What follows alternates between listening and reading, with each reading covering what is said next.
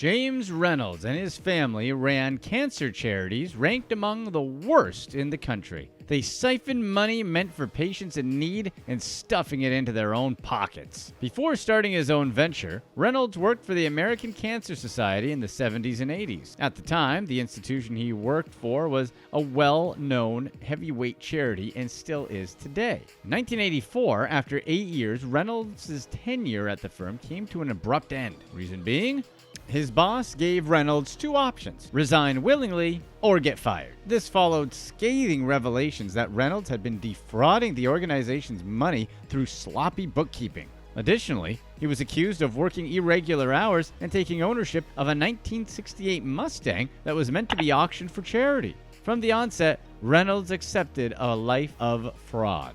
Bitter following his dismissal from the American Cancer Society, Reynolds started his own firm, wanting to take a dig at his former employee. To do that, he slightly twisted the name of his former organization, eventually settling for the Cancer Fund of America. Even worse, Reynolds went ahead and registered a mailbox at the same Atlanta address as his former employer. Reynolds showed everybody he meant business within a year, raking in some $7.7 million through his newly founded charity. Unfortunately, less than a dime from every dollar collected went to the cancer patients. Donations grew day by day, but Reynolds had other plans with the money, even though he told the public that the funds would be used to help people living with cancer. On the other hand, Reynolds sweet-talked businesses and institutions into donating everything, including clothes and tools. His holding warehouse was packed to the brim. He and his teams repackaged the goods before shipping them to individuals and non-profit organizations across the eastern United States. Instead of paying for medical bills, he only delivered a bunch of non-essential goods, such as plastic cups and disposable toothbrushes. Reynolds only spent about $600,000 a year in shipping costs. The rest of the money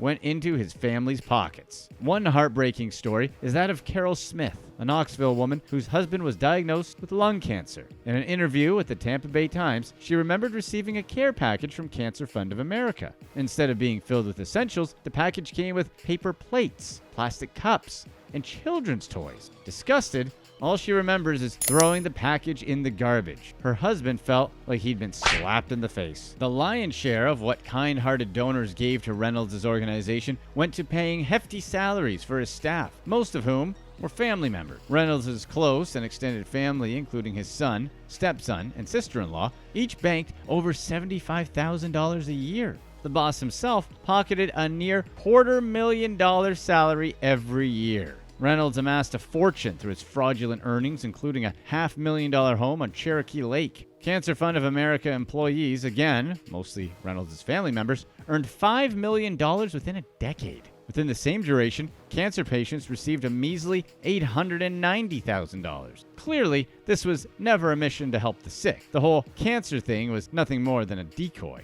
Backed by plenty of experience in the forgery world, the Reynolds family branched off into similar cancer charities, using the exact blueprint laid out by the Cancer Fund of America. In 2002, Rose Reynolds Jr. and other CFA board members transformed a telemarketer's phone room in Michigan into another charity called Cancer Support Services, CSS. They employed the same telemarketers and managers at $10 an hour to collect donations for Cancer Fund of America, the sole beneficiary of the entire scam. Newly appointed employees were not required to file any form of financial reports, nor were they needed to get their scripts approved by regulators. It was a blatant act of corruption. And after setting annual expenses and salaries, Cancer Support Services only had 10 cents from every dollar left over, which was handed over to Cancer Fund of America and probably landed in James's wallet. James Reynolds II, James's son, together with his wife, Christina Reynolds, made millions of dollars as the directors and spokespersons for Breast Cancer Society, or BCS. In 2008, he banked $262,000 and another $300,000 in 2011 for his work with Breast Cancer Society,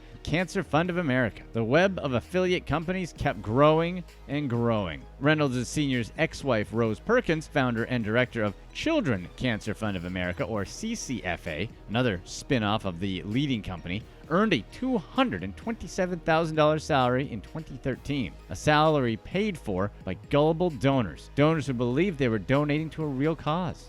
Shocking revelations in 2011 shook this family after the IRS found some discrepancies in BCS's financial books. The foundation had reported to the IRS that they had shipped medical supplies overseas to the tune $36 million. However, the company is alleged to have supplied the goods claimed to have never done business with the Reynolds family. In 2013, after 11 years of operation, investigations were finally launched against the Reynolds family firms. The CSS was dubbed the Boiler Room, where unsuspecting Americans channeled their donations only to end up in the wrong hands. The malicious activity surrounding the Reynolds family empire raised suspicion, and investigators swung into action. But for over 2 decades, the Reynolds family managed to avoid any jail time or serious charges, only paying about $500,000 in settlements. Despite all that, Reynolds and his associates didn't back down from swindling funds meant for cancer patients. The fines remitted by the organization amounted to about 1/3 of 1% of their $177 million net worth. Another 1 to 2% of the money ever went to help cancer patients. Put that in perspective, take a penny and cut it into 3 pieces. One of those pieces went towards fines. Let's give Reynolds the benefit of the doubt, and let's say 2 more pennies went towards cancer patients. The rest of the dollar went towards paying fundraiser organizers and the Reynolds inflated salaries. Sadly, the Reynolds family weren't the only people using donations to pad their bank accounts. In 2013, the Tampa Bay Times and the Center for Investigative Reporting, CIR, placed the Cancer Fund of America Foundation at number 2 on their list of America's worst charities. The rating is based on how much money a charity actually gives towards its cause compared to how much money it brings in. The scam charities run by Reynolds and his family, including Cancer Fund of America, Cancer Support Services, Children's Cancer Fund of America, the Breast Cancer Society, among others, were identified to be among the worst charities in America. Exaggerated management costs, high salaries, and low donation rates to actual cancer patients formed the basis for this ranking. Apart from dishing out millions of dollars in salaries, Reynolds made a ton of money for fundraising organizers. According to the reports, Reynolds contracted out fundraising to experienced and professional solicitors who, in the agreement, retained 50 to 80% of all the donations they collected. On average, Reynolds paid out 77% of the donations his solicitors collected. In their maiden year of operation, the Cancer Foundation of America raised $7.7 million, donating less than 10% to cancer patients. According to the IRS, no charity should be spending more than 35 cents to raise $1, but to Reynolds and his organizations, that fell on deaf ears. By 2013, the fundraising organizers hired by Reynolds had earned more than 80 cents on every dollar for a total amount eclipsing $80 million. Initially, Reynolds blamed the professional fundraisers for all the financial inefficiencies in his organizations, even promising to stop working with them. On the contrary, he hired even more. By 2012, he had around 10 of them on his payroll. Reynolds ignored the red flags raised by the Better Business Bureau in 2013. The institution reported that cancer patients received mere pennies from the Breast Cancer Society. But with all that in mind, the Reynolds family charities still only came in at number 2 on the worst charities list. Who could be worse? The number 1 spot went to the Kids Wish Network, a charity predicated on making wishes come true for terminally ill children. Kids Wish is like the Make-A-Wish Foundation's evil twin brother. Less than 1% of all money raised ever went towards making wishes come true, according to a 2018 lawsuit brought against them by a St. Petersburg lawyer. Like the Reynolds charities, Kids Wish paid 80 to 85% of funds to event and fundraising organizers. After years of looting, dishonesty, corruption, manipulation, accusations, and counter-accusations, the Federal Trade Commission filed a complaint against the Reynolds charities. Simply describing the network as sham charities, the FTC announced the complete disbandment of Reynolds charities in 2016. The Cancer Fund of America and Cancer Support Services were no more. On top of that, Reynolds Sr. was permanently banned from starting, operating, or fundraising for any nonprofit organization. The FTC in their submission revealed that Reynolds operated one of the largest charity frauds in America's history. The FTC further revealed that they would liquidate assets